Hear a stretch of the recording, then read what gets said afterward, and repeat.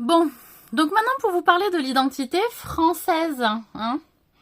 Alors, j'ai levé le foulard, d'accord? Parce qu'en réalité, ce qui compte, ce n'est pas l'apparence, encore une fois. C'est ma vision du monde, c'est ma vision de la manière dont je traite les personnes que je rencontre, que ce soit au travail et dans n'importe quel boulot ou dans ma vie sociale, que ce soit bien clair. Donc, il était important de relever qu'il est notifié comme question importante apparemment dans la vie française, c'est que les personnes qui sont d'origine d'immigration de pays étrangers qui sont avec des prénoms étrangers, qui donnent à leurs descendants alors qu'ils sont sur le sol français depuis 40 ans, 50 ans, ils donnent des prénoms de non-consonance française. D'accord? Et donc, il y en a qui aimeraient que, soi-disant aussi, qui soutiennent l'immigration, mais qui voudraient que, à condition que ce soit de l'assimilation, c'est-à-dire que vraiment on s'appelle François, on s'appelle Alexis, on s'appelle Joséphine, etc. Donc, non, d'accord? Si on parle de pluralisme, de richesse, comme on l'a pu l'entendre dans différents discours de, de présidents, d'accord? Les présidents, ils se positionnent toujours dans le pluralisme, dans l'anticommunautarisme aussi, mais l'anticommunautarisme, c'est, excusez-moi, ça ne concerne pas que les Noirs et les Arabes et les musulmans. Ça concerne les Arméniens, ça concerne les Portugais, ça concerne les groupes de sectes, les voyantes, qui sont une communauté de voyantes, la communauté huguenote. Tiens, parlons-en, puisqu'il y a l'ordre de les chevaliers, l'ordre de chevaliers huguenots, qui donne la médaille d'honneur, là, je sais plus, du chevalier de quoi, d'honneur, c'était quoi le nom? Excusez-moi, je suis pas au fait. Non mais voilà, à un moment donné, il est quand même question grave, d'empêcher des personnes d'être assimilées à notre monde, et que pour ce faire, il faut qu'ils dépendent de certains principes, de certaines exigences de nos concitoyens. Mais de quels concitoyens? Qui ont quelle vision? Moi, excusez-moi, ce qui définit mon identité française, ce n'est pas mon prénom, qui est anglais en plus, ou allemand, de consonance allemande en réalité, au départ, et anglo-saxonne un petit peu. Excusez-moi, parce qu'ils sont blancs, alors ça va? Je suis désolée de le dire, qu'on s'appelle... là dans le film il y a Demba, bon il y a Traoré, il y a Noumouké, etc. On va les citer. D'un seul coup, on a l'impression que ça pose problème à l'identification de la nationalité ou de l'identité française. Bah non, on sait qu'il y a des Antilles qui font partie de notre patrimoine français, de nos terres françaises, de nos frontières françaises.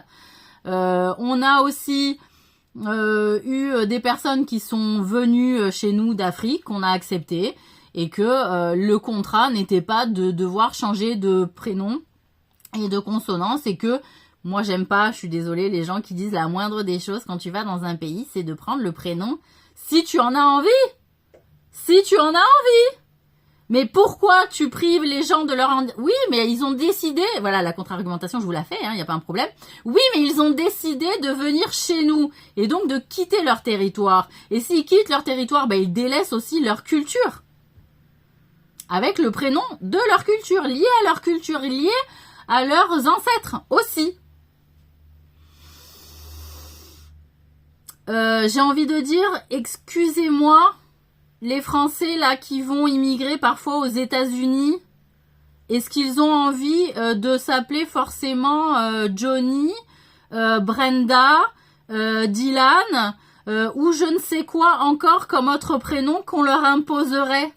Est-ce que ça vous couperait pas dans l'identité aussi de vos racines si on vous change le prénom? Parce que ça me fait marrer, on dirait qu'il n'y a jamais d'immigrés français, tu sais, ailleurs dans le monde. Ils sont tous restés en France, les mecs. Non, ils ont bougé. Et plus facilement que beaucoup d'autres, en réalité. Hein? Ils ont pas dû passer par des frontières, ils ont pas dû passer par des passeurs, ils sont pas passés à pied, eux. Ils ont pas navigué, ils ont pas failli crever. D'accord? On va juste replacer ça aussi. Parce que même si je suis pas pour l'immigration à grande échelle, ça c'est clair, à un moment donné, il faut arrêter de vouloir attirer, d'être le miel de ces pays-là. Que la seule solution qu'on leur offre, c'est de bouger, parce que chez eux, il n'y a pas de solution d'évolution, d'enrichissement possible. Comprenez que je suis énervée, qu'on ne me laisse pas parler, sous couvert qu'on me pique mon identité, qu'on l'usurpe. En plus, des gens proches de moi. Inquiétez, proche, parce que je m'en suis vertement éloignée. Donc, j'ai vraiment envie que vous compreniez la vision que j'ai pour le monde et que vous compreniez mon raisonnement. Et je pense qu'on est plein à l'avoir, ce raisonnement-là. C'est-à-dire, il n'y a pas de mal à laisser le nom, parce que le nom et le prénom, c'est quand même une identité forte. Moi, si on me coupe, on me dit, tiens, tu t'appelles plus machin, tu t'appelles ci, tu t'appelles là. On l'a fait des tas de fois dans notre navigation des chronologiques ancestrales. Ouais, maintenant tu t'appelles truc, tu t'appelles machin. Mais on s'identifie pas vraiment, on joue un rôle.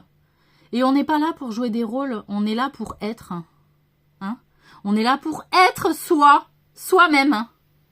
Et il y a beaucoup de gens que moi je constate qui ne sont pas soi-même, qui ne sont pas eux-mêmes, qui sont perdus dans ce qu'ils sont, qui n'arrivent pas à se définir, qui n'arrivent pas à se positionner en société ou dans la vie en général, qui sont toujours tributaires d'influences extérieures. Pourquoi? Parce qu'ils n'arrivent pas à savoir ce qu'ils sont.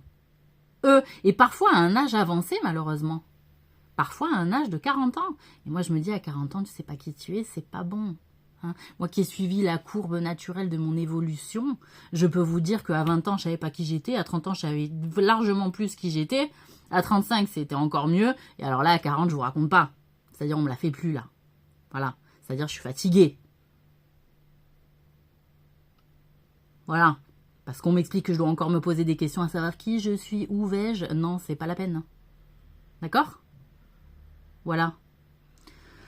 Donc... oui, je sais, vous la connaissez, la métaphore de l'arbre.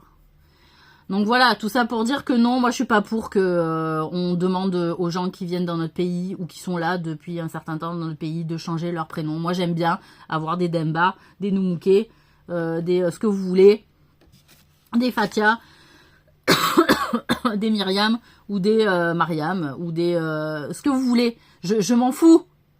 Je m'en fous. Voilà. Ça me fait plaisir, ça fait de la couleur, voilà, tiens, de la couleur, tu sais, tu voudrais peindre tout en blanc? Non, tu voudrais peindre tout en noir? Non, j'aime bien le jaune, j'aime bien le rouge, j'aime bien le... Vous avez vu mes tableaux? Hein, vous les avez vu mes tableaux? Voilà, tiens, il y en a un là derrière, il y en a un là, tiens, voilà. Hop là, tiens, voilà, là. T'en as un autre, tiens, voilà. Voilà, j'aime la couleur. Quand c'est coloré, quand c'est vivant, et on est plusieurs à vouloir ça, hein, vous allez dans des villages de vacances, passer des vacances, voir ailleurs si vous y êtes, et que vous passez de bons moments avec tout un tas de gens, et c'était sympa. Et ben voilà. Moi j'aimerais bien que la France ça soit un pays sympa aussi à vivre. Non? Bon voilà.